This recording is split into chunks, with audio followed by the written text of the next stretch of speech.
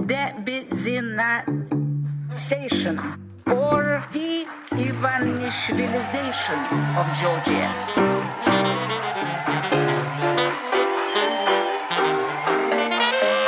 What does it mean, de-oligarchization?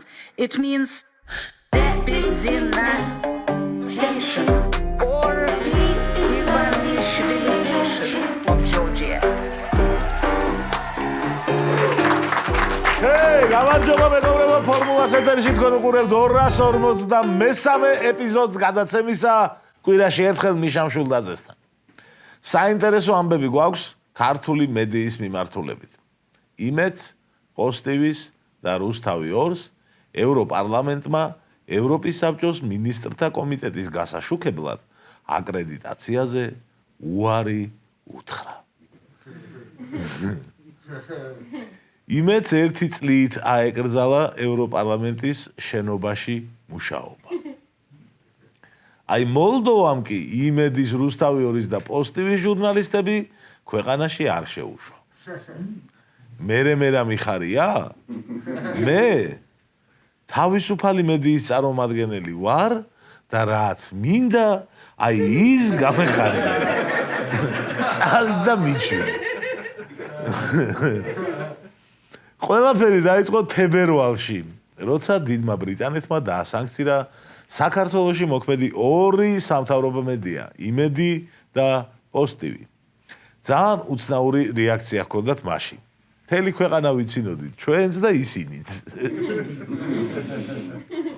ყველანი. ამის მერე მარტში ევროპის სახალხო პარტიის ჯგუფის 3 წევრი, ქშიშტოფ ბრეიზა, მიხალ შერბა და ანდრეი ჰალიცკი მოითხოვდნენ საქართველოს შესახებ ანგარიში შესწორებები შესულიყო. ქოცებმა ეს გვარები პირველად გაიგეს და არაა გასაკვირი, რომ არასერიოზულად მიიჩნიეს. ამათ ნაგინები ყავთ ევროკავშირის ელჩები, კალასი, ამერიკელი სენატორი, ეს ვიღა შერბა და ჰალიცკი, კაი რა. პაპუაშვილმა და კობახიძემ კი არა, ზარქუამაც კი არ შეიბერტყა.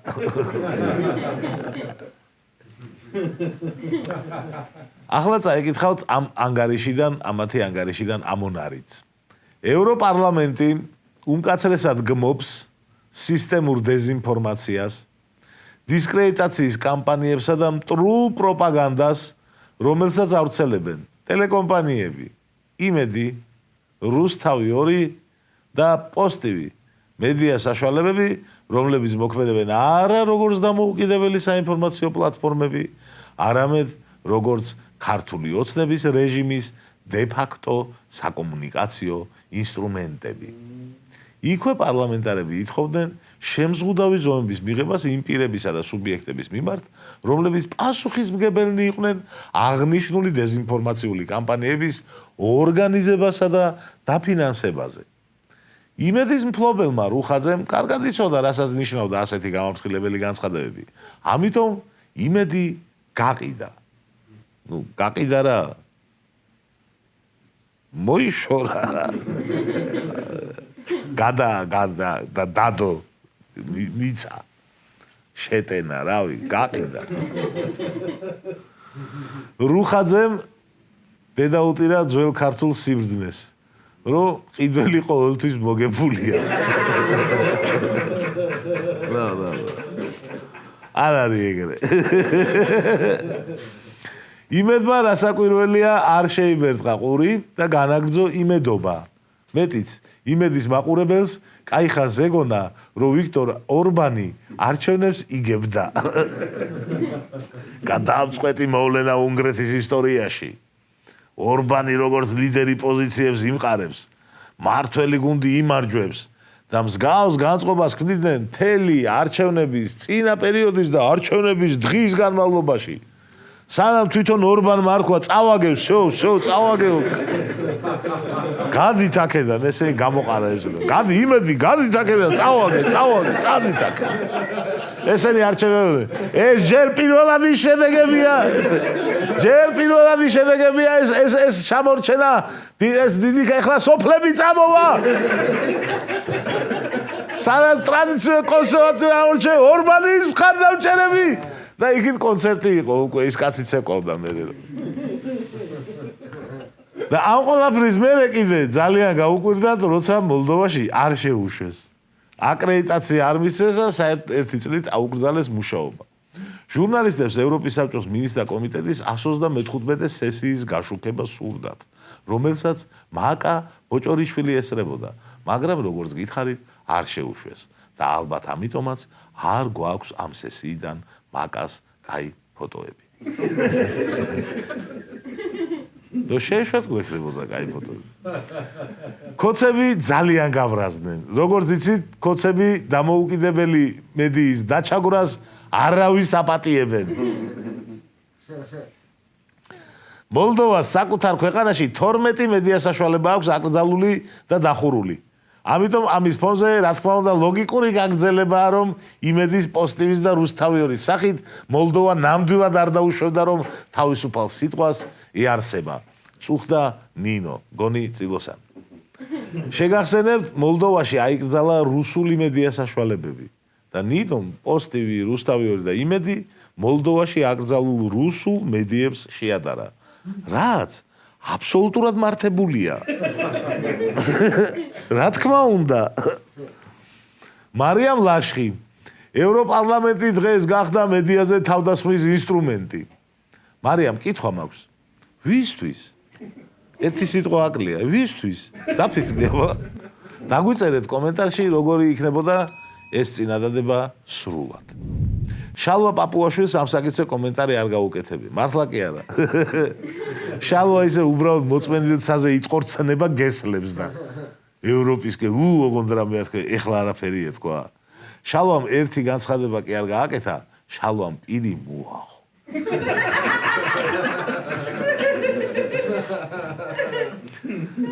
თავარი რასაც დღეს უფრთხის ბრიუსელი, ეს არის მართალი სიტყვა. პოზიტივი ზიამობს ამას. ვაი. არის მცდელობა უცხოური ძალის, რომ საქართველოში დახურონ თავისუფალი მედია. ესეც პაპუაშვილმა თქვა. ძალიან უტევს შალვა დასავლეთს. უნდა დაგვაჯეროს, რომ ევროპას ჩვენი ომში ჩართვა უნდა. თავისუფალი მედიის დახურვა უნდა. რევოლუციის მოწყობა უნდა და ასე შემდეგ. რაღაცისთვის გვამზადებს შალვა და ალბათ შორს არაა ის დღე, როცა პაპუაშვილი იტყვის, რომ ასეთ ევროკავშირში არაფერი გვესაქმება. შორს რა, გუშინ წინ თქვა ესა. შალვას არ ჩამორჩა თავისივე მოადგილე. თუ არ იცოდით, ოცნების პარლამენტის თავმჯდომარეს ყავს მოადგილეები და ერთ-ერთია გიორგი კახიანი. მისი განცხადებით, ცდილობენ იმედს ხელი შეუშალონ საზოგადოებამდე სიმართლის მიტანაში. გიორგი, ასეთი განცხადებებით შორს ვერ წახვალთ. ჩემს გააცემაშიც იშვიათად მოხვდებით. მეტი სიმძაფრეა საჭირო. მეტი უტიფრობა. გადახედეთ მამუკა მდინარაძის განცხადებებს, სანამ სუში გადაიყვანა. გაიხსენეთ რა დონეს დებდა. ამ ერთხელ ესე ნახევრად დამსახურებით მოგახვედრეთ გააცემაში. იმედია, мотивация გაგეზრდებათ და მომავალში უფრო მძაფრად იმოქმედებით. ირაკლი კობახიძე მაგალითად, აი? მედიის თავისუფლება არაფრად უღირს ევროპარლამენტს. აი ასე დაასაფორთეს გოგო ბიჭებმა იმედი. რაც შეეხება მართლა თავისუფალ კრიტიკულ მედიას, რავი, ჩვენთან საჩივრები შეაქვთ კომუნიკაციის იმაში, მარეგულირებაში, ფორმულაციამდე გვაჯარიმებენ, რაღაც სიტყვების გამოყენებას გვიკრძალავენ, ფინანსური კრიზისი შეგვიქმნეს და თვითონ კომუნიკაციების ეროვნული კომისიის წევრად იმედის თანამშრომელი დანიშნეს. თავმჯდომარედაც იმედის თანამშრომელი დანიშნეს. ხო და, რავი, გინდათ ვილაპარაკოთ მედიის და სიტყვის თავისუფლების შეზღუდვებზე? კი ბატონო, მობრძანდით. ეხლა რასაც გეტყვით, ყურადღებით მომისმინეთ სიტყვის თავისუფლების იმედისეული გაგებით მიმდევრებო. უნგრეთის ყოფილი პრემიერ-მინისტრის ვიქტორ ორბანის მთავრობის მიერ შექმნილი მედია იმპერია, რომელიც ორბანისთვის ხელისუფლებაში ყოფნის 16 წლიანი პერიოდის ერთ-ერთი მთავარი საყრდენი იყო, ნელ-ნელა იშლება. ორბანის მხარდამჭერი ყველაზე ცნობილი მედია საშუალებების მაღალჩინოსნები თანამდებობიდან გაათავისუფლეს. ერთ-ერთი მთავარი საინფორმაციო პროგრამა საერთოდ გაუქმდა. ხო ყურადღებით მისმენთ? ვაგრძელებ. უნგრეთის საზოგადოებრივი მაუწყებლის ტონი ფაქტობრივად ერთ ღამეში შეიცვალა. ხოლო ორბანის მხარდამჭერი ინფლუენსერები სოციალური მედიიდან თითქმის სრულიად გაქრნენ. ამით რისი თქვა მინდა? არაფრის. უბრალოდ ლაპარაკობ, თქვენც უბრალოდ მისმინეთ. შაბათი საღამოა, სხვა რა საქმე გაქვს. გადავიდეთ გადაცემის მეორე ნაწილზე, ჩაანალიზებაზე. ჯერ კოკა-კოლა მოვსვათ. მსოფლიო ჩემპიონატის თემატიკით კოკა-კოლები გამოვიდა, დღეს ესპანეთის დროში გვაქვს. თუმცა ჩვენ როგორც პრო-სკანდინავიური გადაცემა ამ ჩემპიონატზე ნორვეგიას და შვედეთს გულშემატკივრობთ რა ამას. თუ ეს ორი სადმე ერთმანეთს შეხვდება, მე არ ვიცით რა, მე დავიბნევით ძალიან. ყველაზე ბედნიერი ქვეყნების რეიტინგში შვედეთი მე-4 ადგილზეა, ნორვეგია არის მე-7-ზე და რადგან ნორვეგიელები ოდნავ უფრო უბედურები არიან, ამიტომ სულ ცოტათი თუ ერთმანეთს შეხვდეთ, ნორვეგიისკენ გადავიხრები, რომ იქნებ მცირედით ამოქაჩო. დავი. საქართველო ახლა 91 ადგილზე ვარ. ქართველი ადამიანი რომ ნორვეგიელების ბედნიერების ინდექსის გაუმჯობესებაზე ზრუნავ. ამაზე არ დამცინოთ, იმიტომ რომ ამას ქვია ქართველობა. სანამ დავცინეთ, ჯერ არხი გამოიწერეთ. ცოტა დაგვრჩა 50,000-მდე და იქნებ ამ გადაცემით მაინც ამოვქაჩოთ საქართველოს ბედნიერების ინდექსი. ერთი საფეხურით ჩამორჩებით ტაჯიკეთს მართლა. 90 არიან ისინი და მოდი აბა აი ქოცების პირობებშიც კი ტაჯიკეთს გაუსწროთ. ქოციანობის დასრულების გარეშე გამორიცხულია რომ 50-ულშიც კი მოვხვდეთ მანდა, მაგრამ აი ტაჯიკეთს მე მგონია რომ ამ თავრობითაც უნდა გაუსწრო. ქოცებო, დაუშვათ დაგიჯერეთ რომ ამ ქვეყნის უმრავლესობა ქოცები ხართ. ბიჭო, რატო არ ხართ ბედნიერები, მაგის დედავატი, ვის ატყუებთ თქვენა? რატო არ ხართ ბედნიერები თუ მოგწონთ, ბიჭო? რა გვი 91 ადგილზე რომ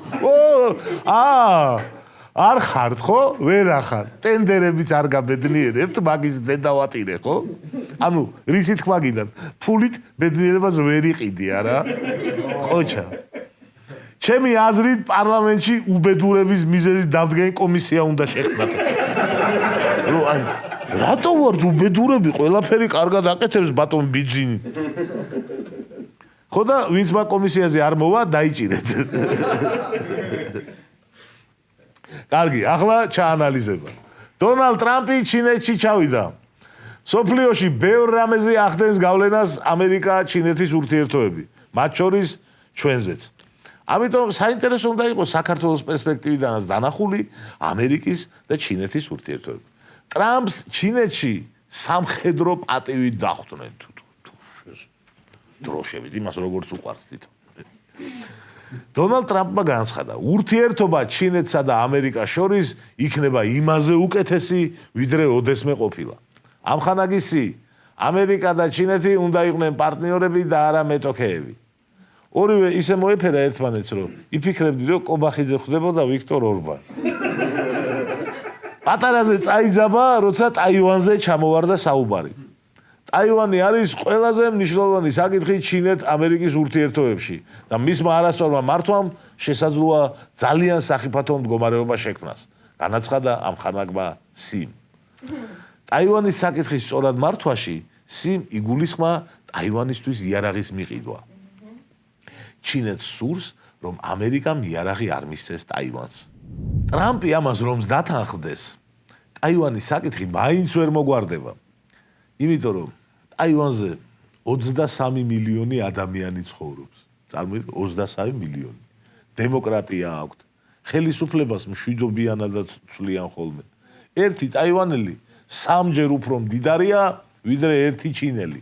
ხო და ვერ მოანდომებ ამ ხალხს კომუნისტურ ჩინეთში ცხოვრებას. სადაც ცუდად მოქცევაზე ქულები გაკლდება.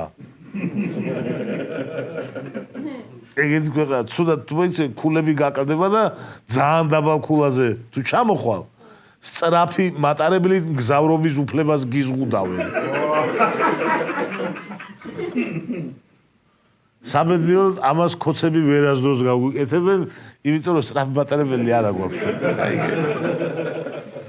შენ ტროტუარზე ideki, მაშინ ბათუმამდე 1 საათის ნაცვლად 5 საათი იმგზავრებ. აი ამას ვერასდროს გვაკადრებენ. ტროტუარზე დგომისთვის ციხეში გაგვიშვებენ, მაგრამ ბათუმამდე 5 საათზე სწრაფად ვერც ქოცი ჩავა და ვერც პატრიოტი. საქართველოს რკინიგზა დგას თანასწორობის სადარაჯოდ. განურჩევლად რასის, კანის ფერის, სქესის, ეთნიკური კუთვნილების, რელიგიური, პოლიტიკური ან სხვა შეხედულებების, ქონებრივი ან წოდებრივი მდგომარეობისა ჩაკ-ჩაკებთ ყველა. მოკლედ, ამერიკამ როგორც არ უნდა დაიკიდოს ტაივანი, ტაივანელებს კომუნისტურ ჩინეთში ცხოვრება არ უნდათ. რჩება სამხედრო გზა. ტაივანს ძალიან ძლიერი არმია ყავს. ჩინეთს სანამ საკითხის სამხედრო გზით გადაწყვეტა საირჩევს, 100 ჯერ დაფიქრება მოუწევს. მოუწევს რა? 1000 ჯერაც დაფიქრდა უკვე და 10 წლეულები არის, რომ წვრთნებით შემოიფარგლება. გარშემო დადის და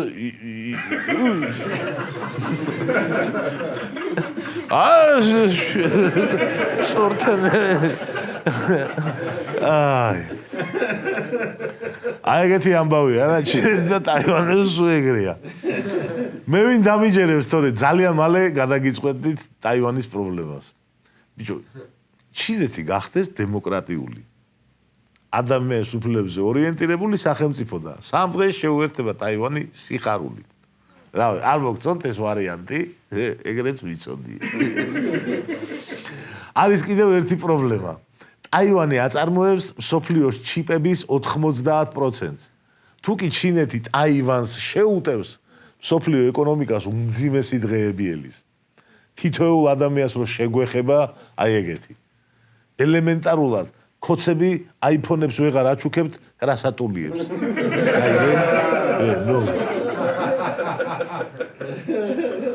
რაღაც პერიოდი ყვავილების ჩუქება მოგიწევთ და კრასატულები ყვავილებს სად გაიკეთებენ ხო იცით? მოკლედ ტაივანის საკითხი ვერ მოგვარდება დიდი ხანი. სამაგიეროდ არსებობს თემები, სადაც ამერიკა და ჩინეთის ინტერესი თანხვედრაშია. ერთ-ერთი ასეთი საკითხია ირანი და ჰორმუზის სრუტე. ჩინეთმა ბევრი ფული დახარჯა ირანის ინფრასტრუქტურაში და საერთოდ არ უნდა რომ ამერიკამ და ისრაელმა ეხა ბომბები აყარონ იქ ჩინურ მილიარდებს ჩაყრილს ირანის ეკონომიკაში, გაიგე? გარდა ამისა, ჩინეთს არ აწყობს დაკეტილი ჰორმუზის სრუტე, იმიტომაც რომ ჩინეთი მსოფლიოში ნავთობის ერთ-ერთი უდიდესი მყიდველია. და სხვადასხვა გათვლით, ჩინეთში იმპორტირებული ნავთობის დაახლოებით 40-50% შეიძლება იყოს დაკავშირებული ჰორმუზის მარშრუტთან. ამიტომ ტრამპი და ამხანაგი სი ძალიან მარტივად შეთანხმდნენ, რომ ირანს არ უნდა ჰქონდეს ბირთვული იარაღი. აღარ შეთანხმდნენ. არ ვიცით ახლა სი რამდენად გულწრფელია ამ მოსაზრებაში. თუ კი გულწრფელია, ჩინეთი ზეწოლას მოახდენს ხუილოზე, რომ არ დაეხმაროს ირანის ბირთვულ პროგრამას. ესე იქნება. ხუილო კიდე ჩინეთის დახმარების გარეშე უშანსოდა უკრაინის ომში. ამიტომ ჩინეთს აქვს კარტები რუსეთთან ურთიერთობაში. გამოიყენებს ამ კარტებს. არ ვიცი, იმედია. როცა საქმე ირანის ბირთვულ პროგრამას ეხება, კარტები საქართველოსაც გვაქვს. კონკრეტულად ქობულეთს. ეხლა რამდენიმე ნიუს წაიკითხავთ. 28 აპრილი 2016 წელი. სუსმა ქობულეთში ურანის უკანონო გასაღების ფაქტზე საქართველოს 5 მოქალაქე დააკავა. შემდეგი ნიუს 13 მარტი 2019 წელი. ქობულეთში ურანის გასხვისებას $2,800,000 აპირებდნენ. დაკავებულია 2 პირი. და გვაქვს მესამე ნიუსიც, ოღონდ თბილისიდან. 25 ოქტომბერი 2025 წელი. სუსმა თბილისში 2 კილოგრამი ბირთვული მასალის ურანის უკანონო შეძენის ცდილობისას ჩინეთის 3 მოქალაქე დააკავა. ჩინეთის მოქალაქეებს ვისთვის უნდათ ურანი არ ვიცი, მაგრამ წინა 2 შემთხვევაში რატოღაც გონია რომ ირანი იყო დაინტერესებული. ირანი მთელ მსოფლიოში ეძებდა ურანს, ყიდულობდა და ჩაქონდა თავისთან. ფიქრობ, ქობულეთის თუ გადაწყვეტს, რომ ირანს ბირთვული იარაღი არ უნდა ქონდეს, მნიშვნელოვან ზიანს მივაყენებთ აიატოლების ბირთვულ ამბიციებს. რავი, სადმე შეიძლება ხელიც მოაწევ ამერიკის შეერთებული შტატები, ჩინეთი და ქობულეთი თანხმდებიან, რომ ბირთვულ ირანს არც ერთი მხარე არ მიაწოდებს.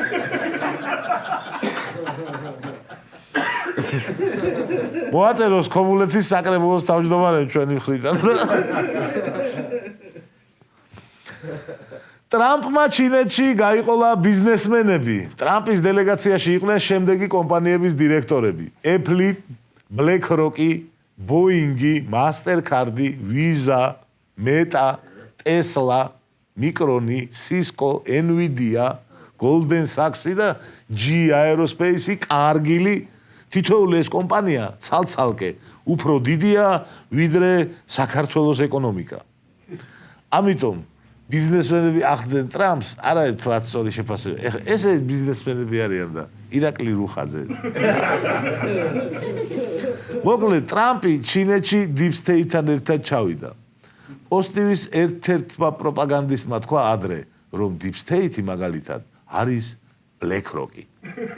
ხო და აი BlackRock-ის დირექტორიც იყო ტრამპის დელეგაციაში და BlackRock თუ Deep State-ია, Tesla და Nvidia რატო არ იქნებიან?